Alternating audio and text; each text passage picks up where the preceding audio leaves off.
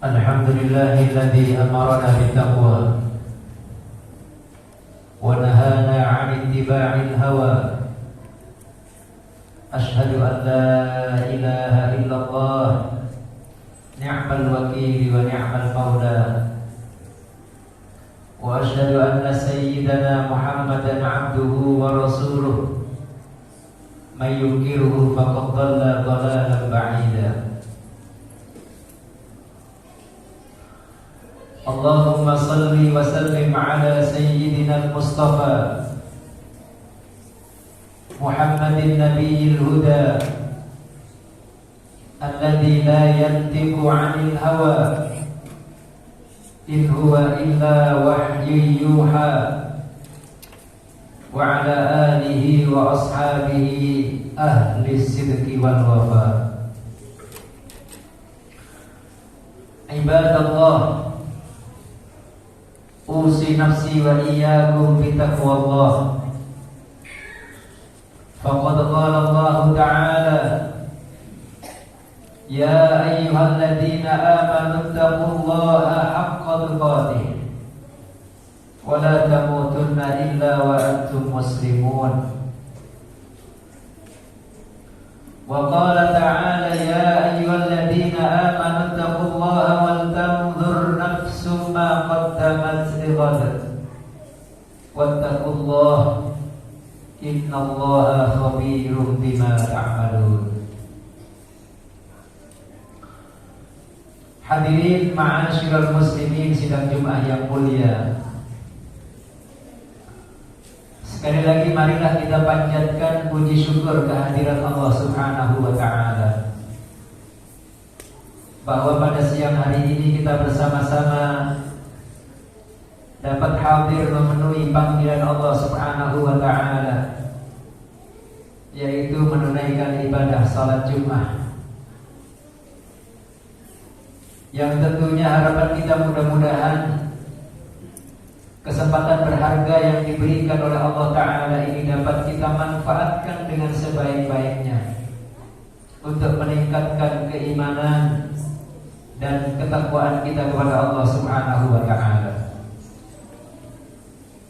Teriring doa, mudah-mudahan semua amal ibadah kita, baik yang telah kita kerjakan maupun yang akan kita kerjakan, kesemuanya diterima dan dikabul oleh Allah Subhanahu wa ta'ala.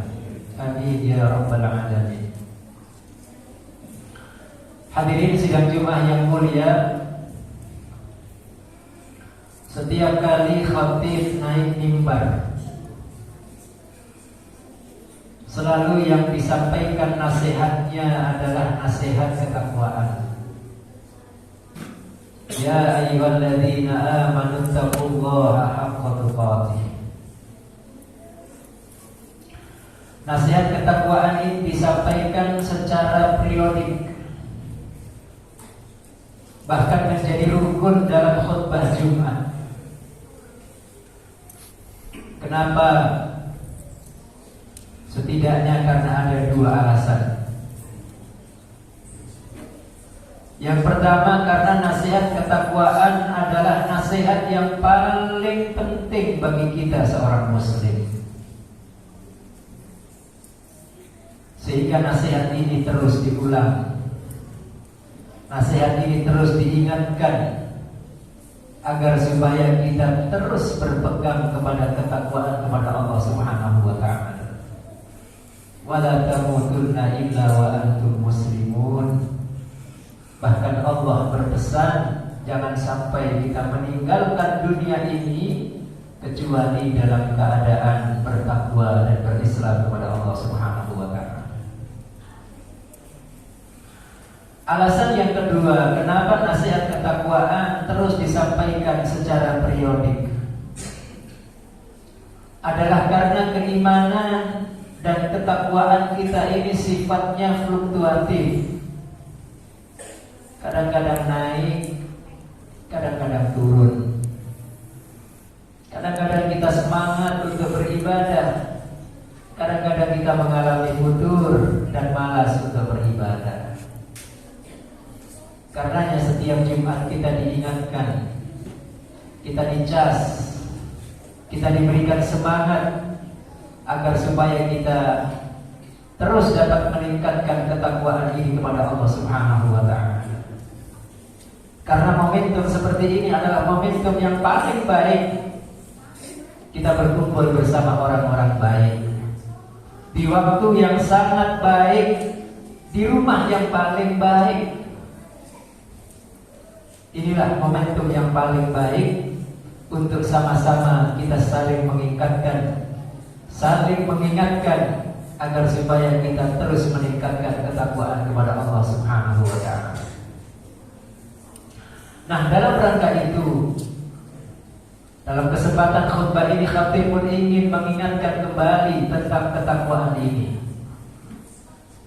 bahwa di antara ketakwaan yang terus ingin kita tingkatkan di bulan ini, yaitu bulan Muharram, mengikuti petunjuk-petunjuk baginda Nabi Sallallahu Alaihi Wasallam, adalah amalan-amalan mulia yang beliau syariatkan kepada kita.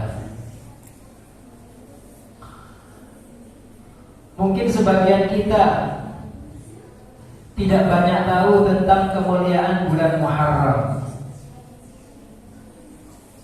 tetapi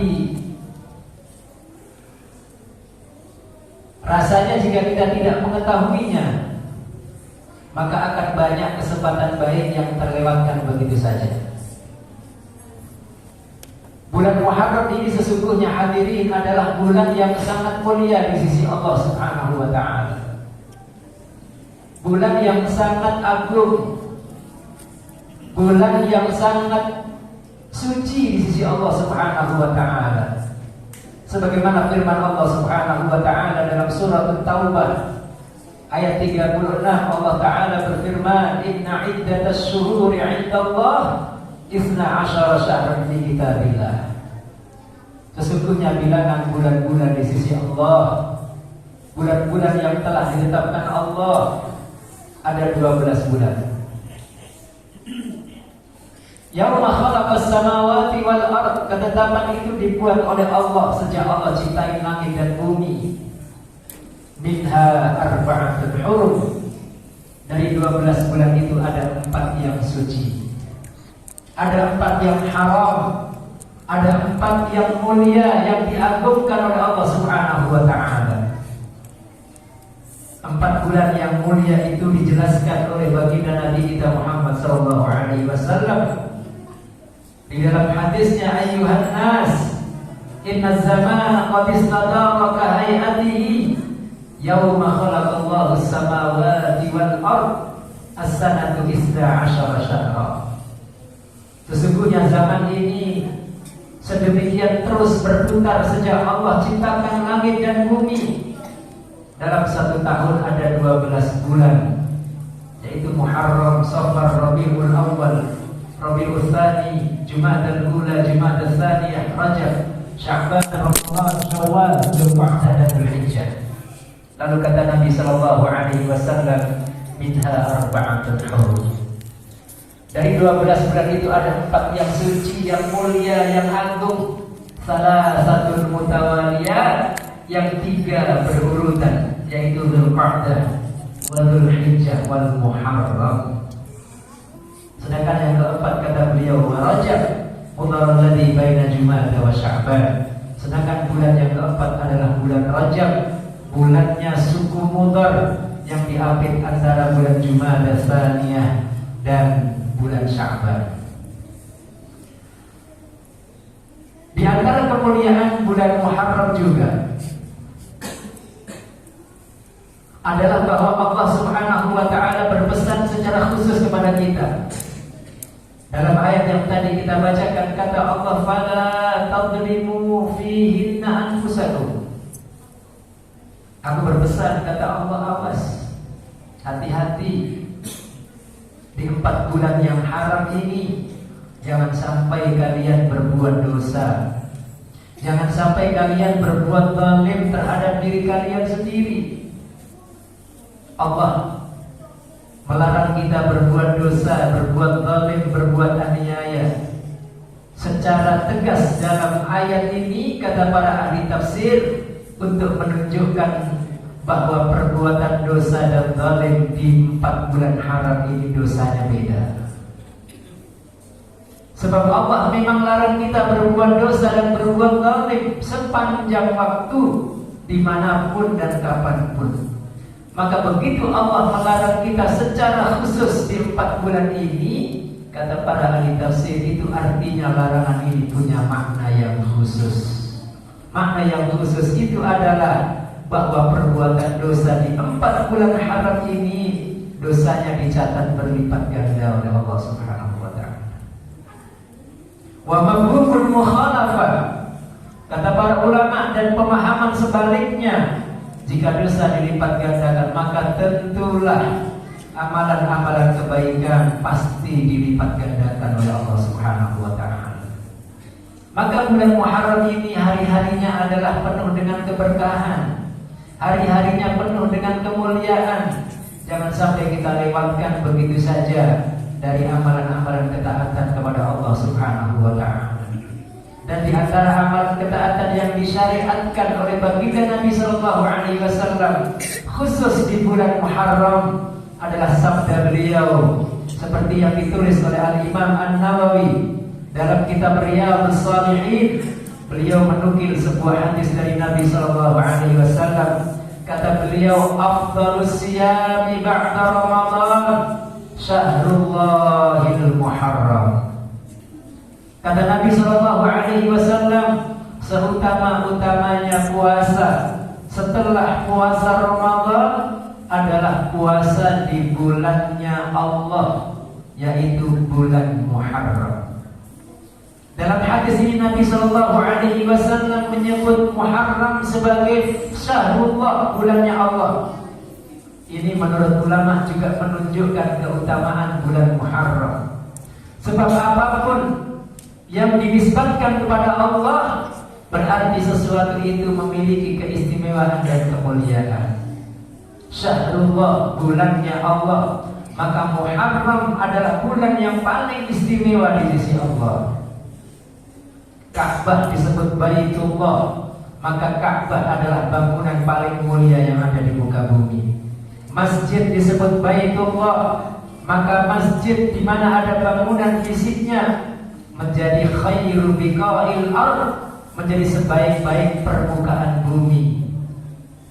Seorang manusia yang diutus lalu disebut dengan Rasulullah, utusan Allah, maka dia adalah sebaik-baik manusia.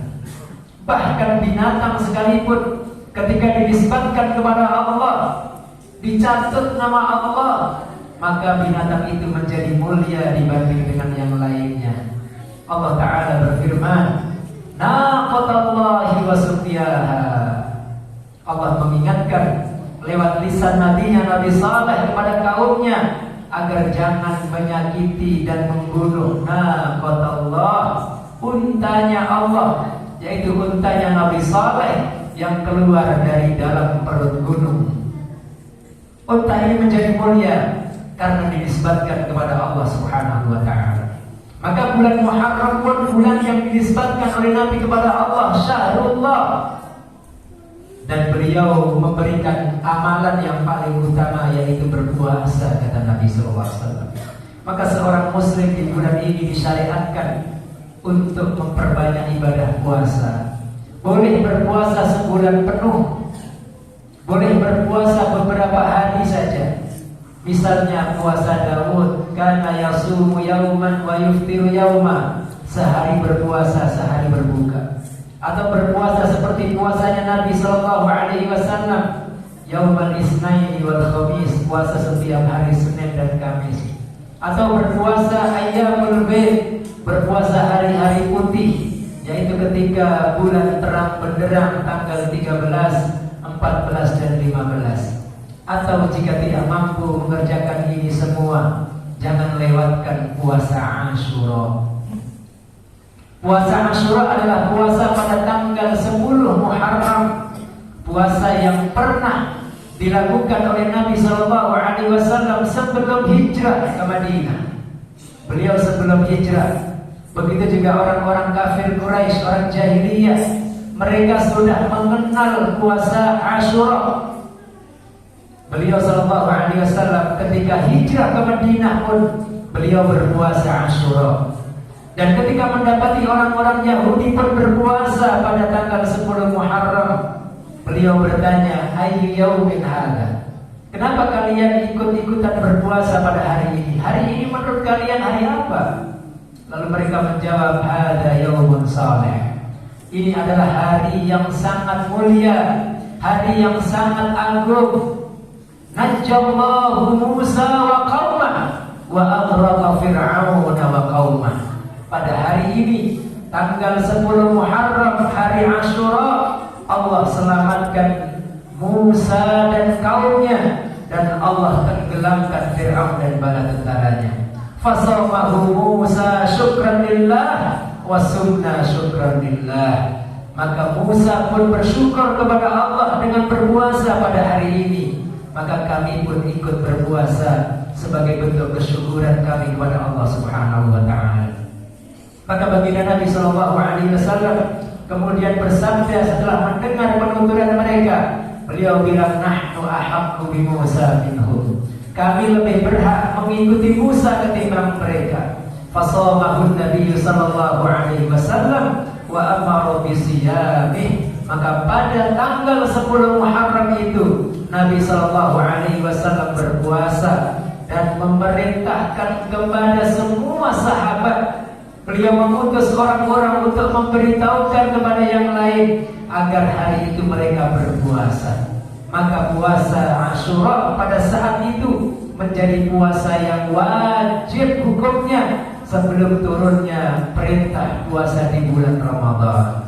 Setelah turun perintah puasa di bulan Ramadan, maka puasa Asyura, puasa tanggal 10 Muharram, hukumnya menjadi sunnah. Sunnah bagi siapa yang ingin berpuasa silahkan, bagi yang tidak pun tidak mengapa. Tetapi Nabi sallallahu alaihi wasallam mengabarkan, "Siyamu yaumi Asyura ahtasibu 'ala Allah ay yukaffira as-sanata allati qablah." Kata Nabi sallallahu alaihi wasallam, puasa pada hari Asyura, saya berharap kepada Allah dapat menghapuskan dosa-dosa 1 tahun yang lalu. Hadirin, hari ini saja kita tidak bisa menghitung dosa kita kepada Allah. Bagaimana dengan 360 hari dosa kita? Tetapi Allah Maha sayang terhadap hambanya. Allah Maha pemurah terhadap hambanya. Allah sediakan sarana.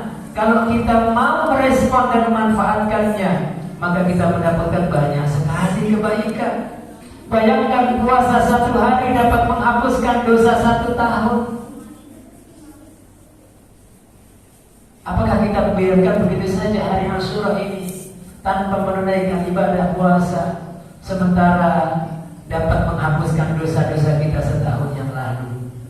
Maka khatib mewasiatkan dan menasihatkan kepada semua hadirin yang dimuliakan oleh Allah Subhanahu wa ta'ala. Catatlah, insyaallah Asyura 10 Muharram pada tahun 1444 Hijriah akan jatuh pada hari Senin yang akan datang. Catatlah, marilah kita semua berpuasa. Puasa ini sunnah hukumnya memang, tetapi rasanya sayang kalau tidak kita kerjakan, karena pahalanya begitu besar, dapat menghapuskan dosa-dosa kita setahun yang lalu. Maka mudah-mudahan kita semua diberikan taufik oleh Allah, disehatkan badan kita, diberikan kesempatan oleh Allah Ta'ala, sehingga kita dapat melaksanakan puasa Asyura yang jatuh insyaallah pada tahun ini pada hari Senin yang akan datang. Selain puasa Asyura, Nabi sallallahu alaihi wasallam pernah menyampaikan, "Law ishtu qadim la sumtu tasya." Kalau ada umur, kata Nabi, kalau ada umur tahun depan aku akan puasa tanggal 9-nya. Jadi beliau bertekad akan berpuasa tanggal 9, kemudian tanggal 10-nya. Kalau beliau ada umur, tapi Allah Subhanahu wa ta'ala mewafatkan beliau sehingga beliau tidak sempat puasa tanggal 9-nya. Nah, para ulama menyimpulkan inilah puasa di bulan Muharram yang terbaik, yaitu tanggal 9 hari Ahad, berarti dan tanggal 10 hari Senin. Bagi yang ingin berpuasa Tasu'a dan Asyura, maka dia telah melaksanakan apa yang disampaikan oleh Nabi Sallallahu Alaihi Wasallam. Tapi jika tidak, maka Asyura jangan sampai kita lewatkan. Mudah-mudahan dosa-dosa kita diampuni oleh Allah Subhanahu Wa Taala, kesalahan-kesalahan kita dihapuskan oleh Allah Subhanahu Wa Taala dengan puasa satu hari ini. Aqulu qouli hadza wa astaghfirullahal azim li wa lakum wa lisa'iril muslimina wal muslimat fastaghfiruhu innahu huwal ghafurur rahim. Alhamdulillahi rabbil alamin wal 'aqibatu lil muttaqin wa la 'udwana illa 'alal zalimin. Asyhadu an la ilaha illallah waliyyus shalihin wa asyhadu anna sayyidana Muhammadan 'abduhu wa rasuluh imamul anbiya'i wal mursalin. Ayyuhal muslimun, usi nafsi wa iyyakum bitaqwallah faqad fazal muttaqun wa'lamu anna yawmal jum'ati sayyidul ayyam fa'athiru minas salati wassalami ala sayyidina wa nabiyyina Muhammadin tibbil qulubi wa dawaiha wa nuril absari wa diyaiha wa afiyatil abdani wa shifaiha faqad qala rabbuna tabaraka wa ta'ala inna allaha wa malaikatahu yusalluna 'alan nabi ya ayyuhalladzina amanu sallu 'alaihi wa sallimu taslima. Allahumma salli 'ala Muhammad wa 'ala ali Muhammad kama shallaita 'ala Ibrahim wa 'ala ali Ibrahim wa barik 'ala Muhammad wa 'ala ali Muhammad kama barakta 'ala Ibrahim wa 'ala ali Ibrahim innaka Hamidum Majid. Wallahu a'lam khulafa'ir rasyidin Abi Bakr wa Umar wa Utsman wa Ali wa an baqiyati sahabati wa tabi'in wa man tabi'ahum bi ihsanin ila yaumiddin. Allahumma ighfir lil muslimina wal muslimat wal mu'minina wal mu'minat al ahya'i minhum wal amwat innaka ya rabbana sami'un qaribun mujibud da'awat ya qadiyal hajat. Rabbana la tad'a lana fi maqamina hadha dhanban illa ghafarta wa la hamman illa farajta wa la daynan illa qadayta wa la maridan illa shafaita wa la dhallan illa hadaita wa la jahilan illa 'allamta wa la sa'ilan illa a'taita wa la hajatan min hawaijid dunya wal akhirah hiya laka ridha wa lana fiha salah illa qadaita wa yassartaha ya rabbal alamin. Rabbana atina fid dunya hasanah wa fil akhirati hasanah wa qina 'adzaban nar.